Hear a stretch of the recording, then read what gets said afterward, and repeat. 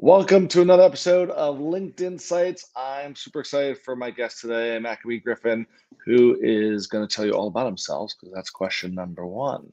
So, who are you and what do you do?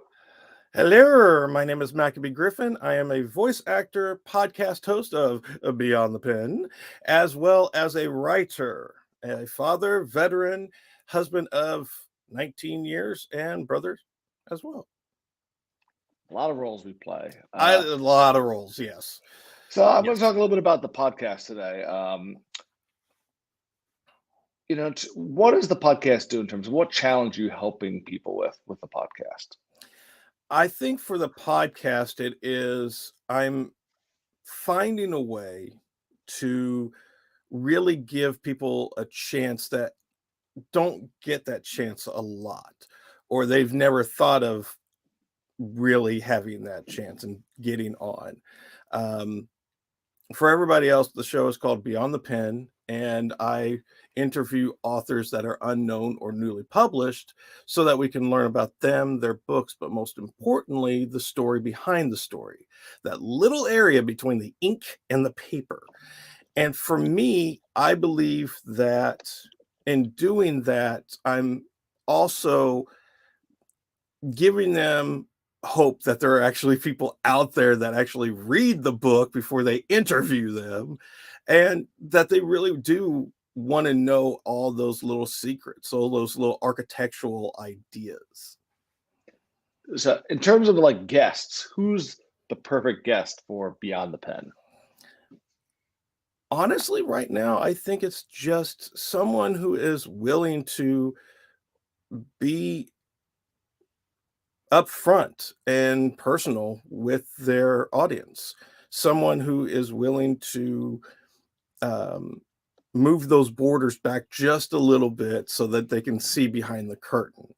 And because again, we've had multiple authors on of a variety of different genres, fiction and nonfiction. And for me, I think it's just someone who is willing to accept that they need a platform and that they accept that I'm still growing my audience, that I don't have thousands and thousands, millions of followers like Jeff here.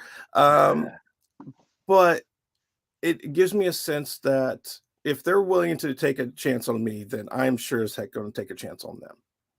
Yeah, and I think in terms of we all can use a platform. We all have a message we want to try and share. We all have a story that we want to tell. Mm-hmm. And the opportunities to do that, I think, is great. It's partly why I do this segment, this series here, and I love the fact that podcasts do that. Podcasts are abilities to bring people in from lots of different places and get to share their story. So you interview authors and you have a podcast. So this next question about can you name a book or a podcast that you think is worth the time to engage with it? What would you? I'm sure there's a list, but let's name one that bubbles to the top for the moment.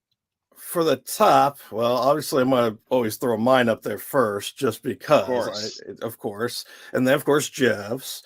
I think there's quite a bit of um, unknown podcasters out there, and to me, I think they're doing a lot more um, work comparative to now. Obviously, everybody's that is a podcaster puts out tons of work. Yeah. It's not easy to do. You have to sacrifice a lot of time, a lot of effort, and everything else involved in it. But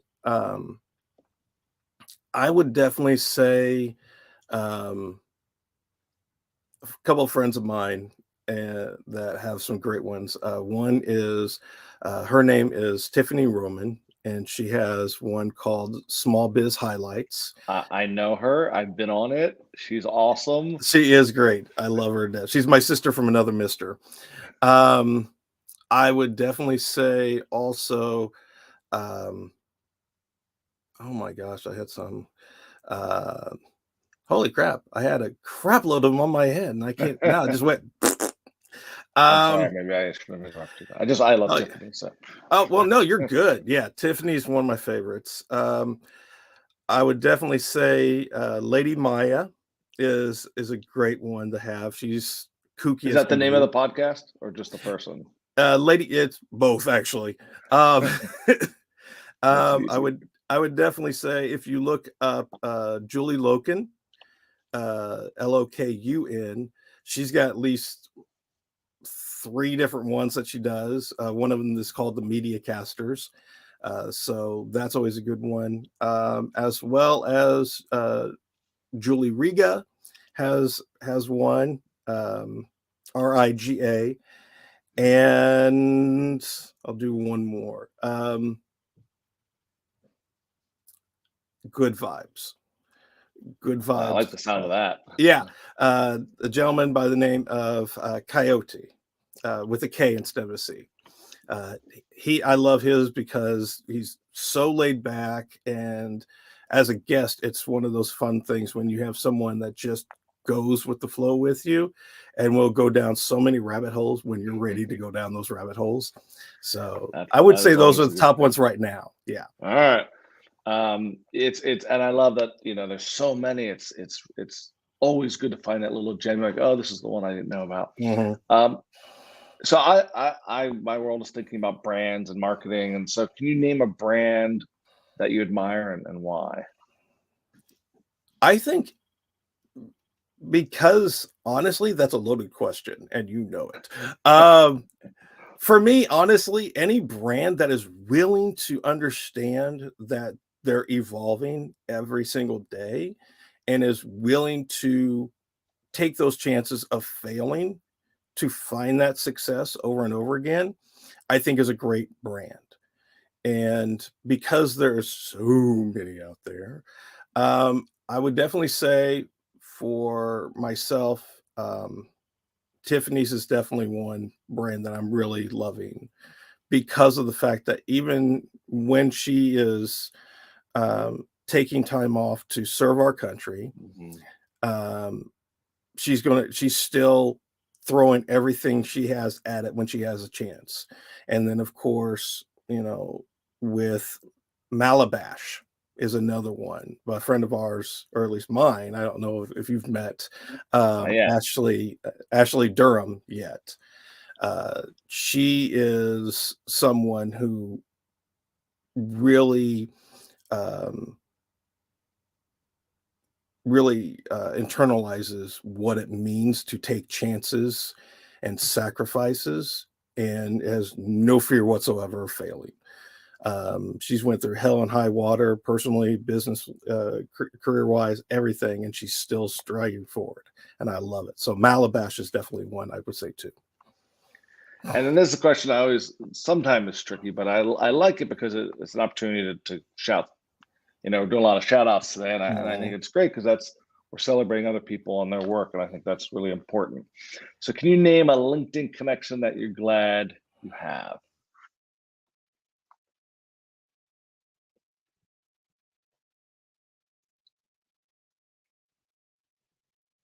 Are you still there? Or are you just thinking, did we lose Maccabee?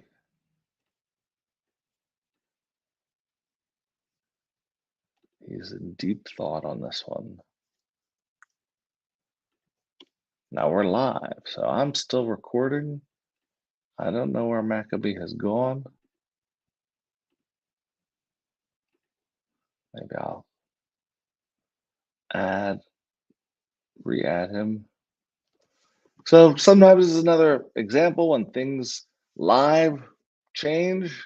Um, and when he was talking about the brand Tiffany, he was talking about Tiffany Roman and Small Biz Highlight, um, not Tiffany's, the one that we generally know about. And I happen to know her, and I didn't even know that we had people in common. And I love when you find connections with others. And Maccabee looks like he's back. So you were thinking so hard about who that connection was, it blew up everything. So I had to I ad lib for a minute, and it's all good. Welcome back. It's okay. Sorry about that. Sometimes the energy around me is so much, it's just insane. Or at least that's what my other sister from another Mr. Marcella would say. Um, People I'm really happy I connected with. Well, obviously you. Well, We're I gonna always say say that. aside from me, but go ahead. Okay, there Yes. you go. That's more. We gotta make sure. We gotta make sure. I would say for these people in general, they've hit me in certain ways. They've all given me something. So I would definitely say, first off, Paul Odendahl, because he's honestly become more of a father and a spiritual mentor to me than just a friend. He has definitely helped to put a boot in my butt when I needed it sometimes when I We get need people like that. yes, yes. Especially when I get down on myself and I don't believe myself, he helps me. Because he's also led me to a variety of other men that have helped me as well. Um, I would definitely say, besides him, Ashley Durham, obviously, because again, she has uh, really tried to build up my ego over time that we've known each other. And I appreciate that because sometimes my ego goes. She's also ran me into plenty of other people and helped me to always give my show a little bit more of a boost. Um, I would definitely say Tiffany again because she has led me to thousands of people over time, I swear, business wise.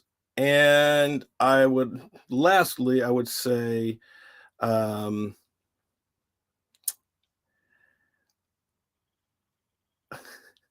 I would say the H7 Club on air, because H7 is a networking group nationwide and everything. And because of that link to the people in charge of it, as well as other people that I've talked to over the time, they have not only inspired me to continue what I'm doing, but also helped me as well. And they're still, even though I'm not part of the group anymore, just because of financials, um,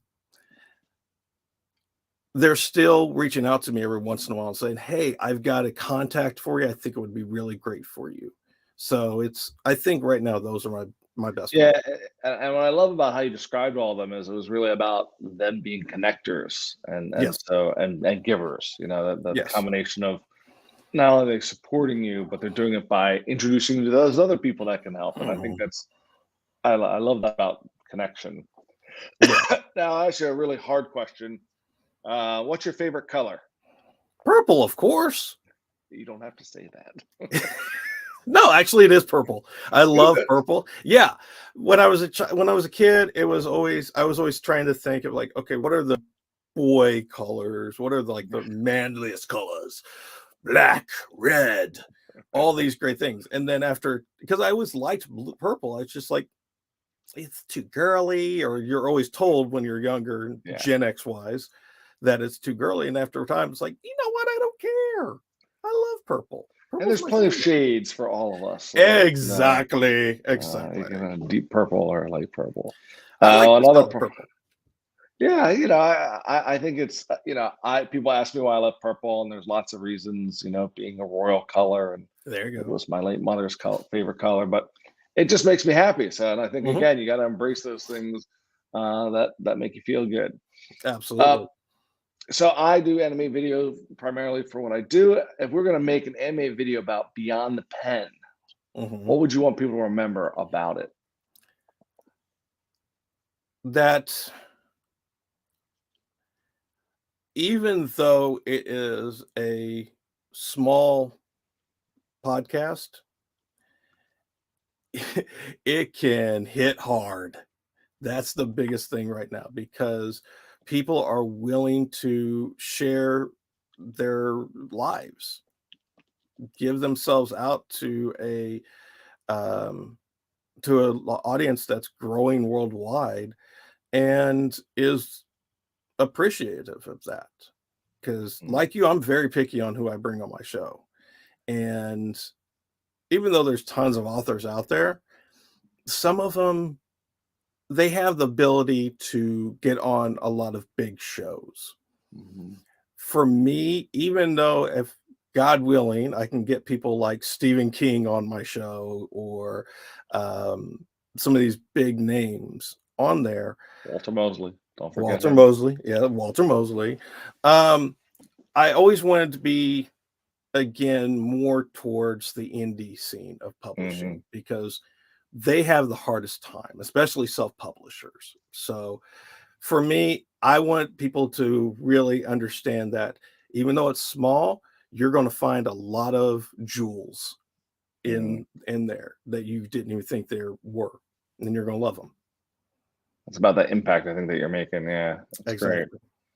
And then the last question is again a bit of a fun one, which is, in the pantheon of animation, there are lots of different characters.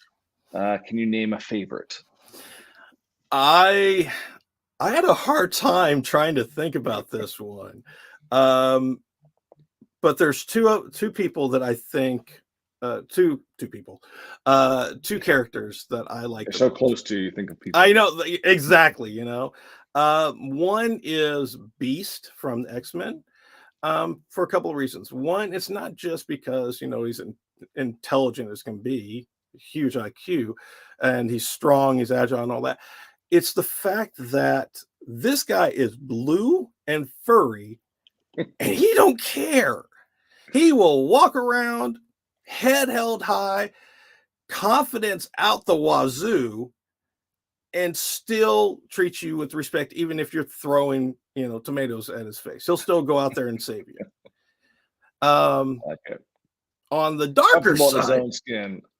exactly. On the darker side, speaking of someone that's definitely comfortable in their own skin as well as anybody else that crosses him, I would definitely say Mark Hamill's Joker from Batman the Animated Series.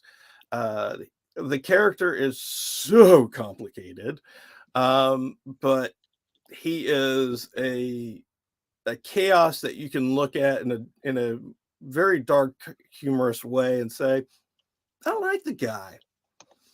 Yeah, because all he wants to do is just put a smile on your face. You may be dead, but he's going to put a smile on your face. Why so serious? Well, I like, again, and it's funny. I'll tell you a story I just shared with someone the other day about characters. And it was not an animated character, but I once was at a party where they're honoring people for the Golden Globes, and Billy Zane, who played the villain in Titanic, was there. And my dad loves to retell the story that I went up to him and I said, "You were so good. I hated you." And it was the fact that sometimes if you do your role well, you still feel something for a character. A good villain is someone that you have that debate with in terms of like, well, they're not, you don't want to, just if someone's not interesting enough to dislike, then they don't have something. So I think the Joker as a character has always had that, intrigue for us, because we all have different sides of our personalities that he taps into. Oh yeah. Plus, I have a thing for villains too. I love playing villains just because they're always, it's therapeutic. It's very therapeutic by every means necessary. And for me, a great actor, especially a voice actor, if you can present a character in such a way that people can get into the animation and hate you so bad for what you're doing, but yet love the hell out of you, I mean, you're doing a great job. There's tons of people out there. Look at Tim Curry. Tim Curry's done so many interesting characters, but a lot of people always look back at, his earlier stuff. And to me, it's really interesting to see all of these characters that he's done, animated and on screen. Same thing with Anthony Hopkins. Excuse me, Sir Anthony Hopkins. I gotta get that right. The guy's been doing this for most of his life, and he's built up a craft that is entirely out of this universe. look at all the characters he's done, good and bad. Right. Look at the psychological characters he's done. I mean, Hannibal is one of those really disturbing characters, but you're still like, he's got at least rules to work with on that one. The gentleman, I cannot remember the actor's name, but from Blacklist, the TV series, the one that actually plays the main villain on there. Yeah. I can't remember his name for the life of me, but I love that guy for every character he's ever done, good and bad. But I digress. Well, that's great. Now, of course, I'm trying to find him quickly because now it's going to drive me crazy when I don't know someone's name, because I know the character. I know him very well, and he's James Spader. Yes. Yeah, he's been great for years and years. This has been great, and I really appreciate your time and sharing with us the kind of, the whole idea of what you do is kind of sharing those little gems for people to get. And I think about maybe they're small gems with big impact. So Maccabee, thank you so much, and thanks for being here. Thank you. Appreciate it.